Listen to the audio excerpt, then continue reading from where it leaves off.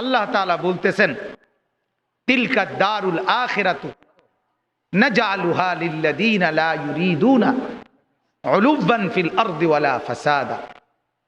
আল্লাহ বলেন, দুইটা জিনিস যার মধ্যে থাকবে না আমার জান্নাত আমি তাকে দেব। যার মধ্যে দুইটা জিনিস থাকবে না আমি তাকে জান্নাত দেব। কয়টা জিনিস বলেন? এক নাম্বার অহংকার, দুই নাম্বার ফাসাদ। এক নাম্বার যে জমিনে অহংকার করবে না আমি তাকে জান্নাত দেব। দুই নাম্বার যে জমিনে ফাসাদ করবে না আমি তাকে জান্নাত দেব। সহজ কথা। আল্লাহ তাআলা বলেন অহংকার করা যাবে না। আল কিবরিয়া উরিদাই, অহংকার শুধু আমার চাদর, অহংকার শুধু আমিই করব, আল্লাহ বলছে, আর কেউ করতে পারবে না। আর কারো অহংকার করার কোনো সুযোগ নেই, সুযোগ নেই। হাদিসের মধ্যে আছে আল্লাহর নবী সাল্লাল্লাহু আলাইহি সাল্লাম তিনি কোনোদিন পিছন দিকে হেলান দিয়ে জুতা পায়ে খাবার খেতেন না, বলতেন এটা অহংকারের পরিচয়। আল্লাহর নবী সাল্লাল্লাহু আলাইহি সাল্লাম দুই হাঁটু তুলে পিঠ সোজা রেখে মাথা ঝুঁকায়া এরপরে খানা খেতেন, হাদিস। এবং বলতেন আকুলু কামা ইয়াকুলুল আবদ, এক গোলাম তার মনিবের সামনে যেভাবে খায় আমি মুহাম্মদ আমার রবের সামনে এভাবে খানা খাই। বিনয়, তাওয়াজু, এটা রাসূলুল্লাহ সাল্লাল্লাহু আলাইহি সাল্লামের শোভা ছিল। তাহলে পৃথিবীর মধ্যে আল্লাহ ব্যতীত যদি কেউ অহংকার কিছু করার মতো থাকে তো সেটা রাসূলুল্লাহ করতে পারে। কি বলে? কারণ কোন যোগ্যতায় এক সুতা ওনার মধ্যে ঘাটতি নাই। বলেন না? যত যোগ্যতা কল্পনা করা যায় এর কোনটার মধ্যে উনার কোনো ঘাটতি ছিল? সৌন্দর্য, রূপ, আচার ব্যবহার, কথাবার্তা, জ্ঞান গরিমা, বুদ্ধিমত্তা, চলন বলন সবকিছুতে তিনি সেরা। তবুও তিনি কোনোদিনও অহংকার করেন, অহংকার করেন। হাদিসের মধ্যে আছে আল্লাহর নবী সাল্লাল্লাহু আলাইহি সাল্লাম ডান দিক থেকে কেউ যদি উনাকে ডাক দিতেন, কথা বলতেন, তো আল্লাহর নবী পুরা চেহারা ঘুরাইয়া এভাবে তাকাইয়া কথা শুনতেন। যতক্ষণ ওই লোক কথা বলতো অতক্ষণ চেহারা ফিরাইতেন না। এটা তাওয়াজু, বিনয়। এমন না যে সামনের দিকে তাকায় আছে ওই বেটারে বলছে হ্যাঁ কবে না শুনতে আসি, তো এমন হয় না আমাদের। আল্লাহ রাসূল এটা করতেন না। কেউ হাতে মুসাফা করছে, নবীজি কখনোই নিজের হাত টেনে নিতেন না। ওই লোক যখন হাত ছাড়াইতো তখন ছাড়তেন। তাওয়াজু, বিনয় ছিল। তাহলে এই জন্য ভাইয়া অহংকার যে করবে না আল্লাহ বলেন আমার জান্নাত তার জন্য। অহংকার কাকে বলে? আল্লাহর নবী বলছে দুই জিনিসকে। কয় জিনিসকে বলেন? এক নাম্বার বাতারুল হক, যত কিছু হক শরীয়তের বিধিবিধান এর যে কোনো একটাকে অবজ্ঞা করা, ফেলে দেওয়া, পরিত্যাগ করা, নিজের জীবন থেকে বাতিল করে দেওয়া, এটাই অহংকার। এই লোকটাই অহংকারী। এজন্য যত যুবক, যত মুসলমান নামাজ পড়ে না, সেজদা করে না, এরা অহংকারী। কারণ এটা হক, সত্য বিধান ইসলামের, এইটাকে সে অস্বীকার করছে, অবজ্ঞা করছে। এই অহংকারী যত শুদ্ধ কথাই বলুক, ডিগ্রি 18 কিসিমের ডিগ্রি লোক, কথা বুঝেন, সে আপনার অভদ্র। সেজদাবিহীন কোনো মানুষ ভদ্র হইতে পারে না। নামাজবিহীন কোনো সন্তান, কোনো মানুষ ভদ্র হইতে পারে না, হতেই পারে না, হতেই পারে। আল্লাহ ইবলিসের পরিচয় বলছে কোরআনে। আল্লাহ বলছে ইবলিসকে জানো? ইবলিস সে যে সেজদাকারীদের অন্তর্ভুক্ত ছিল না। লাম ইয়াকুম মিনাস সাজিদিন, সেজদাকারী নয় যে, তার পরিচয় ইবলিস। অতএব দোস্ত তুমি তোমার পরিচয় ঠিক করো, তুমি মানুষ কিনা না ইবলিস, সেজদার ভিত্তিতে প্রমাণ হন, সেজদার ভিত্তিতে প্রমাণ হন। ফারকু মা বাইনানা ওয়া বাইনাল কুফরি আস-সালাহ। আল্লাহর নবী বলেন আমি আর আমরা, ঈমানদার আর বেঈমান পার্থক্য নামাজ। কি নামাজ? সালাত। নামাজ। আমি প্রায় বলি আগা কাটা না, আগা কাটলে মুসলমান, আগা না কাটলে মুসলমান না। না, আগা কাটার ভিত্তিতে কি না মুসলমানের হিসাব কিতাব। ওইটা একটা সুন্নত আমল, এটা একটা জরুরি আমল। কিন্তু মুসলমান আর বেঈমানের পার্থক্য সেজদা। কি বলেন না? সেজদা, সেজদা, নামাজ। প্রত্যেকটা বিধান। যে সুদ খায় সে অহংকারী, যে ঘুষ খায় সে অহংকারী, যে মিথ্যা বলে সে অহংকারী, যে অশ্লীল ছবি দেখে, নর্তকীর নাচ দেখে সে অহংকারী, যে মা বেপর্দা চলে ওই মা অহংকারী, যে বোন বেপর্দা চলে ওই বোন অহংকারী, যে বিবি বেপর্দা চলে ওই বিবি অহংকারী, যে ঘরে রঙিন টেলিভিশন চলে ওই ঘরওয়ালারা দেমাগি অহংকারী। আর আল্লাহকে পরোয়া করে না, আর আল্লাহকে মূল্যায়ন করে না। আর আল্লাহ বলেন আমার সাথে যে অহংকার দেখায় কাসামতুহু, আমি তারে এমন ভাবে ধরি এক আষাঢ়ে আমি সোজা করি। আল্লাহ বলেন আমারে চেনো নাই, তো বোঝোই নাই আমাকে। ওমা কাদারুল্লাহ হাক্কা কদর। আল্লাহ বলে আরে মানুষ তোমরা আমারে চিনো না, আন্দাজ করো না, আন্দাজ করবা। আমি রহম করছি, কিন্তু আমার নাম যেমন রহমান, আমারই নাম কাহার। আমার নাম যেমন রাহিম, আমারই নাম জব্বার। মনে রাখ, আমার দোনো নামের অর্থ শুনে নাও। আমার রহমান নামের অর্থ কি এটাও জেনে নাও, আমার জব্বার নামের অর্থ কি এটাও জেনে নাও। আমার রাহিম নামের অর্থ শুনো, আমার কাহার নামের অর্থ শুনো, তাইলে আন্দাজ করব। আর আমি ভাগ করে রাখছি কখন আমি রহমতের আচরণ করব, কখন আমি কাহারের আচরণ করব, এটাও আমি ভাগ করে রাখছি। দুনিয়ায় আমি রহমতের আচরণ করি, তোমারে দুগা ভাত খাওয়াই, তোমার এত চুরি ডাকাতি, এত মিথ্যা, এত চুরি, এত মোবাইল, এত অশ্লীলতা, এত গান বাদ্য, এত নাচ গানের পরেও ছেলেপেলেরা মনে করে কই মাতে তো না কেউ। বুঝেন নাই কথাটা? আল্লাহ কিচ্ছু তো কই কই এর মধ্যে কি থাপড় দিল নইলে, দুই একটা আচার দিল নইলে, কিচ্ছু তো কয় না। আমি তো আমার নাফরমানির উপরে তো আমি বহাল তো বিয়েতে কি আছি। আল্লাহ বলে আহারে আমার একটু দয়া দেখে তুমি ভুল করছো না, আমার একটু দয়া, এ তোমারে দুগা বাত্তাত খাওয়াই দেখে তুমি মাতো না, মনে করছো আমি আর কিচ্ছু কইতাম না। হ্যাঁ, তোমারে যে পরিমাণ ভাত খাওয়াই, আমার বাঘ বাল্লুক রে আমি এত বেশি খাওয়াই। ঠিক না বলে? আমার হাতিকে, আমার তিমিকে আমি এর চাইতে বেশি খাওয়াই। অতএব এটারে তুমি কিছু মনে করো না, আমার শাস্তি বড় সাংঘাতিক। আন্না আযাবি হুয়াল আযাবুল আলীম। আল্লাহ বলেন আমার আযাব বড় ভয়ঙ্কর আযাব। অতএব আমার বাপ প্রত্যেকটা গুনাহ অহংকার, প্রতিটা গুনাহ কি বলেন না অহংকার। অহংকার, অহংকার মানে সে আল্লাহর সাথে বড়াই করছে, আল্লাহকে কিছুই মনে করে। ছেলেরা এই বাপ একজনও যদি হয়, একজনও যদি শুনে থাকো, তোমার কাছেই বলছি, আল্লাহর কথার একটা নিয়ম মনে রাখবেন, সবাই একরকম হয়ে যায় না, একজন আরেকজন থেকে আলাদা হয়ে যান। অর্থাৎ সবাই একত্রে একসাথে গুনার উপরে জমে যায় না। গুনার পরিবেশ থেকে আপনি একজন হলে একজনই আলগা হয়ে যান, আপনি তার জন্য আর ফিকির করেন না। যখন দেখবেন নাফরমানি ছাড়ছে না, আপনি নিজেকে বাঁচায় ফেলেন।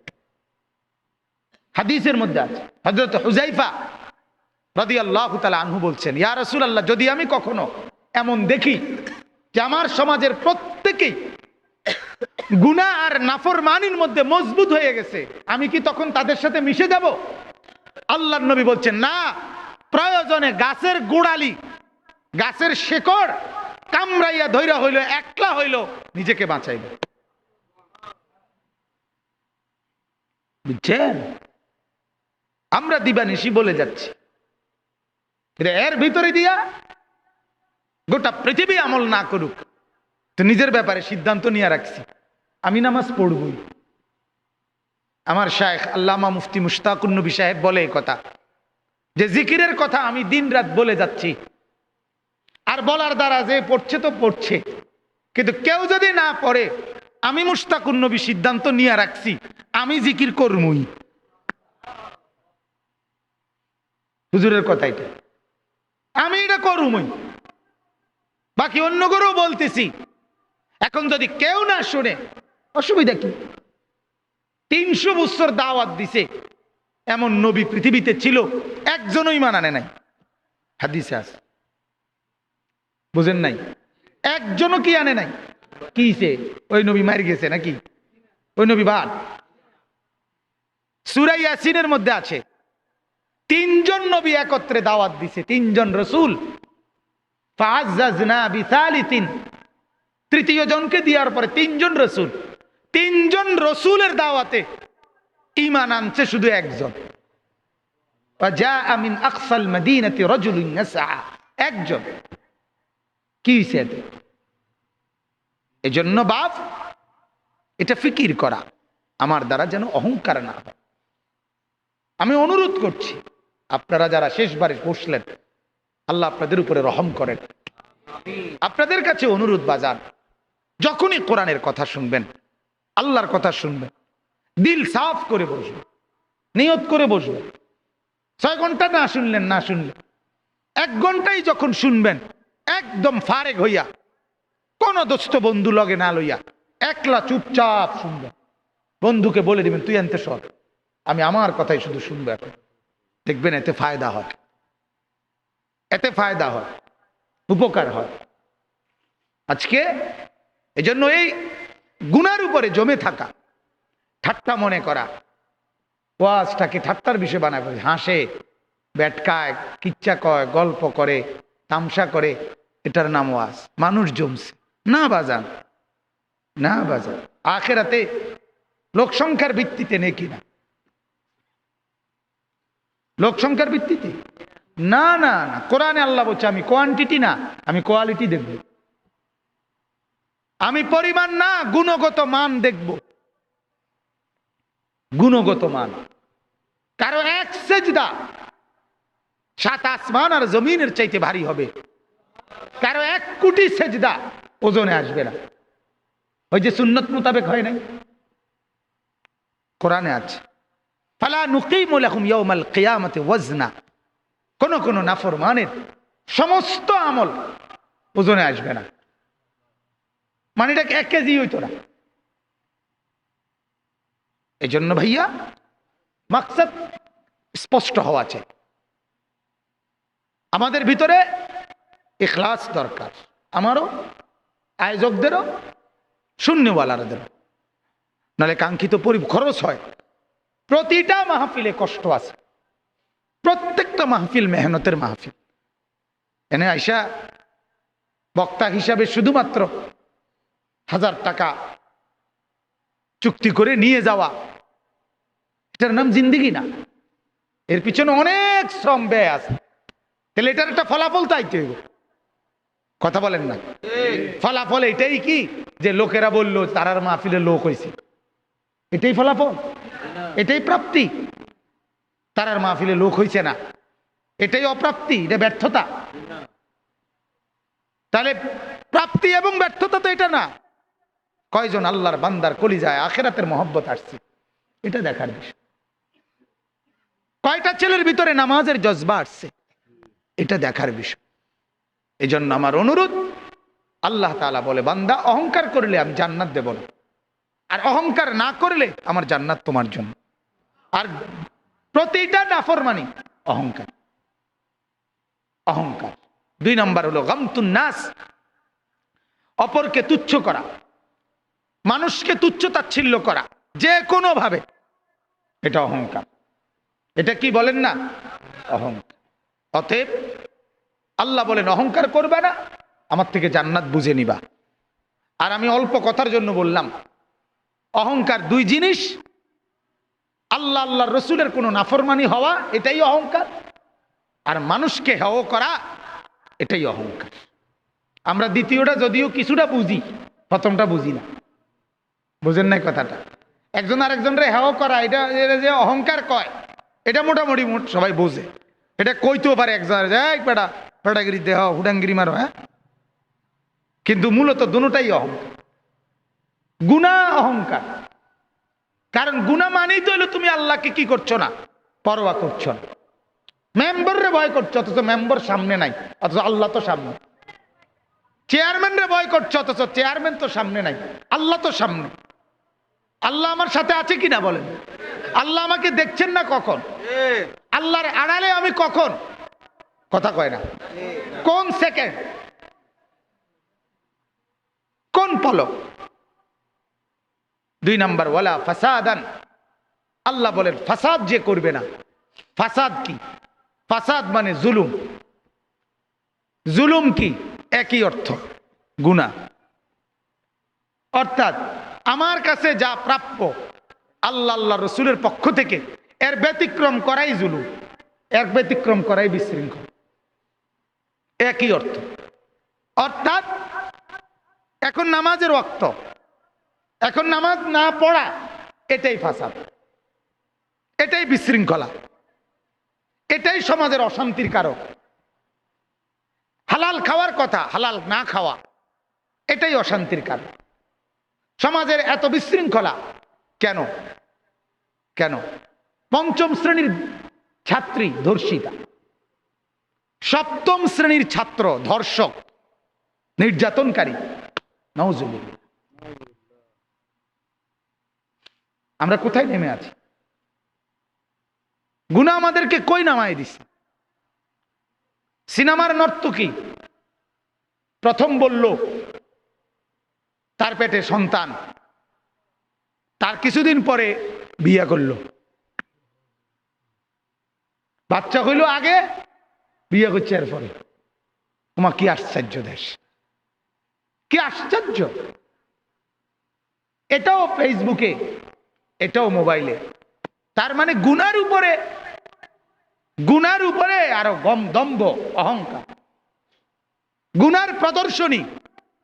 যে জিনা কিভাবে করে আমার থেকে দেখো, ব্যভিচার কিভাবে করে, সন্তান হবে কখন আর বিয়ে করতে হবে কখন আমার দেশে।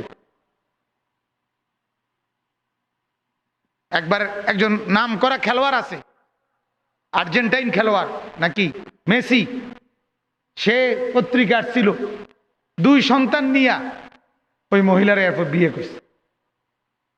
2 সন্তানের বাপ হয়েছে যখন, এরপরে বিয়ে করছে। তো ওরা তো কাফেরের জন্য সাজে, ওরা তো বেঈমান। কথা বলেন না? এক মুসলমান পরিচয়ধারী তারা এটা কিভাবে করতে?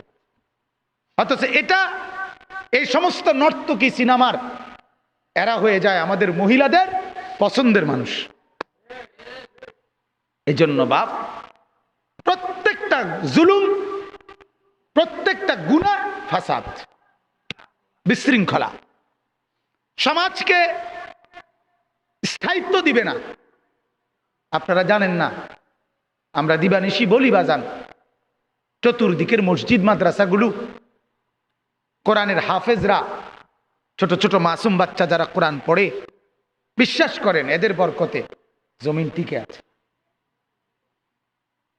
নাইলে মুসলমানের মহল্লা আজকে এমন, ফজরের নামাজের সময় হাঁটলে দেখা যায় যে মহল্লা যেন গোরস্থান, কবরস্থান। এখানে মুসলমান জনবসতি বসবাস করে এটা বোঝা যায় না। মসজিদগুলো বিরান, ফাঁকা, 5 জন মুসল্লি, 2 জন মুসল্লি। শুধু একমাত্র যদি কোথাও মাদ্রাসা থাইকে থাকে, ওই মাদ্রাসা রাত 4টা থেকে হেফজখানা সজাগ। কি ভাই? রাত 4টা বাজে সজাগ। তাইলে শুধুমাত্র আল্লাহ তাআলা এক এক দিনের বেনামাজি ফজরের নামাজের এই দৃশ্য দেখে ধ্বংস করে দেওয়ার কথা। ফজরের নামাজের এক টাইমে আল্লাহ বহু কওম কোরআনে আছে ধ্বংস করছে। কওমে লূত, যাদেরকে আল্লাহ জমিন উল্টায় দিছে এই ফজরের এক টাইম। কওমে সামুদ, কওমে শুআইব, এই 2 জাতিকে ফেরেশতার বিকট চিৎকার দিয়া ধ্বংস করে দিছে ফজরের এক টাইম। কওমে আদ, ঝড়ো বাতাস দিয়ে আল্লাহ ধ্বংস করে দিছে ফজরের এক টাইম। ফজরের টাইমে কোরআনে আছে ফাজাআহা বাসুনা বায়াতান, আমার আযাব রাত গভীরে আসে। অহুম না ইমুন, যখন সবাই ঘুমন্ত, আমি ধ্বংস করে দেই তখন। এই জন্য বাপ, এই জমিনের স্থায়িত্ব কোরআন পড়নেওয়ালা বাচ্চারা, এই মসজিদ মাদ্রাসা, নুরানি মাদ্রাসা, হিফজ খানা, এদের বরকতে বাকিরা টিকে আছে। কোরআনে আছে, আল্লাহ বলছে ইমানদার আছে বলে আমি আল্লাহ তাআলা জমিন সাজায় রাখছি। ইমানদার না থাকলে আমার জমিন আমি রাখবো না। যেদিন ফেরেশতারা গিয়ে